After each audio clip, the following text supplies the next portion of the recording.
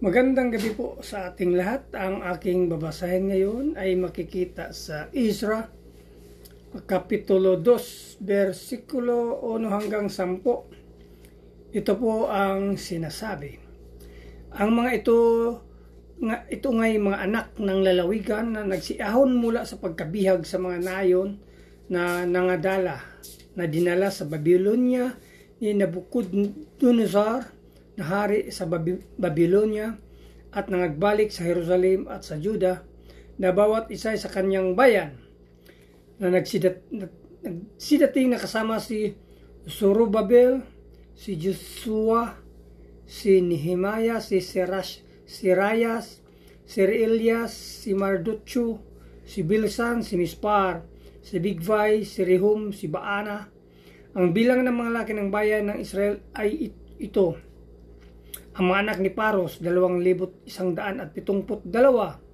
Ang mga anak ni Sipatias, 372. Ang mga anak ni Ara, 775. Ang mga anak ni Pahat Moab, sa mga anak ni Josi at ni Joab, 2,812. Ang mga anak ni Elam, 1,254. Ang mga anak ni Satu, 945. Ang mga anak ni Zakai, 760 po. Ang mga anak ni Bani, 642. Ilan po, maraming salamat. Purihin ang Panginoon. God bless. Isang mapagpalang gabi po sa ating lahat. My Bible verse for tonight is from the book of Ezra, 2nd chapter, verses 11 to 20. Sons of Bebai, 623. Sons of Asgad, 1,222. Sons of Adonikam, 666. Sons of Bigvai, 2,056. Sons of Adin, 450.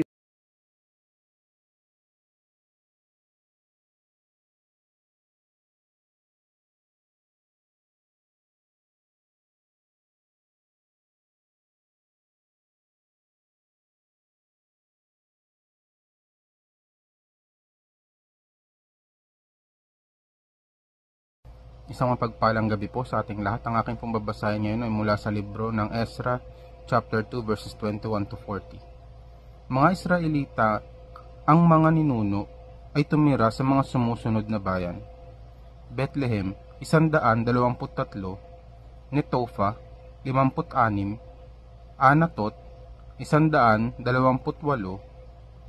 Azmavet, 42, Kiriat Jearim, Kefera at Beirut, 743,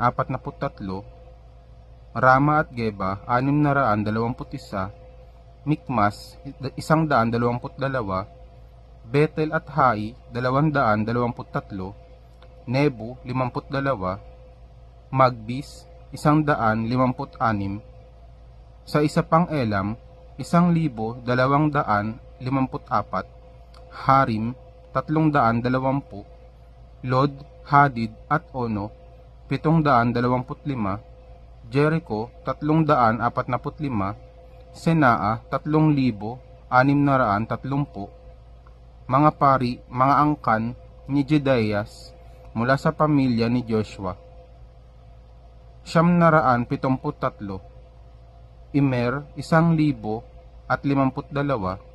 Pashur, 1,247, Harim, 1,017, mga Levita, mga angkan ni Jeshua at Kadmiel mula sa pamilya ni Hodavias, 74. Amen. God bless po.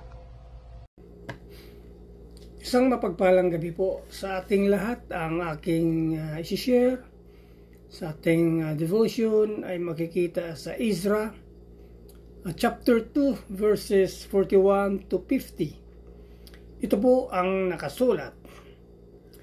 Ang mga mang-aawit, ang mga anak ni Asap, 128. Ang mga anak ng mga tagatanod, Pinto, ang mga anak ni Zalom, mga anak ni Ater, ang mga anak ni Talmon, ang mga anak ni Akub, ang mga anak ni Hatita, ang mga anak ni Zuway.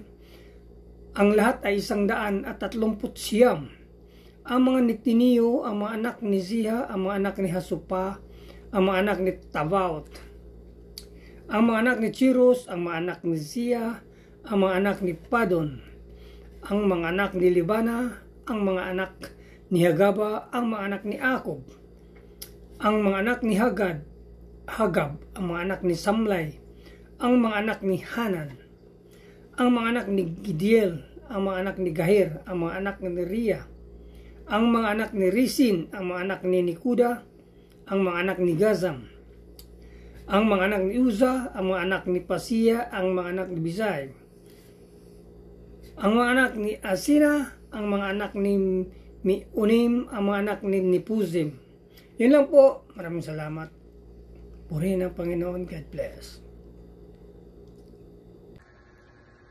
Hello po, good evening. Ang aking Bible verse for today is from Ezra chapter 2 verses 51 to 60.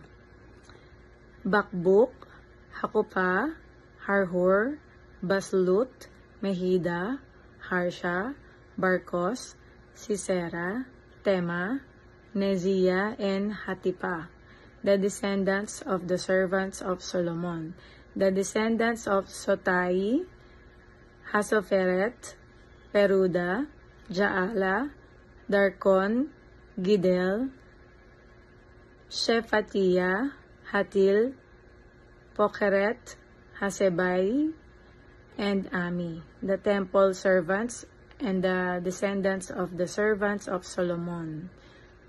The following came up from the towns of Tel Melah, Tel Harsha, Kerub, Adon, and Immer, but they could not show that their families were descended from Israel. The descendants of Jeliah, Tobiah, and Nekoda. The word of the Lord. God bless. Muli po isang mapagpalang araw po muli sa ating lahat. Purihin ang Panginoon sa pagpapatuloy na ginagawa po natin sa ating pong pagbabasa ng Biblia sa bawat araw. At tayo nga po ay nasa Ezra chapter 2, no? 61 to 70 po yung ating babasahin. Sabi po dito, hindi rin napatunayan ng mga angka ni Nahubaya, Hakos at Barsilai na mga pari sila. Nang nag-asawa si Barsilai, dinala niya ang pangalan ng biyanan niyang si Barsilai na taga-Gilead. Dahil nga hindi nila makita ang talaan ng mga ninuno nila, hindi sila tinanggap ng mga pari. Pinagbawalan sila ng gobernador ng Juda na kumain ng mga pagkain inihandog sa Diyos habang walang pari na sasangguni sa Panginoon tungkol sa pagkapari nila sa pamagitan ng Urim at Turim. Ang kabuang bilang ng mga bumalik mula sa pagkabihag ay 42,360 maliban sa 7,337 na mga alipin nila at 200 lalaki at babaeng mga awit. May dala silang 736 na mga kabayo, 245 na mula, 435 kamelyo, at 6,720 na asno. Pagdating nila sa templo ng Panginoon sa Jerusalem, ang ibang mga pinuno ng mga pamilya ay nagbigay ng pusang loob na tulong sa muling pagpapatayo ng templo sa dati nitong pinagtayuan. Nagbigay sila ayon sa makakaya nila para sa gawain ito at ang kabuuang na tipo nila ay mga 500 kilong ginto at 300 kilong pilak at 100 pirasong kasuotan para sa mga pari.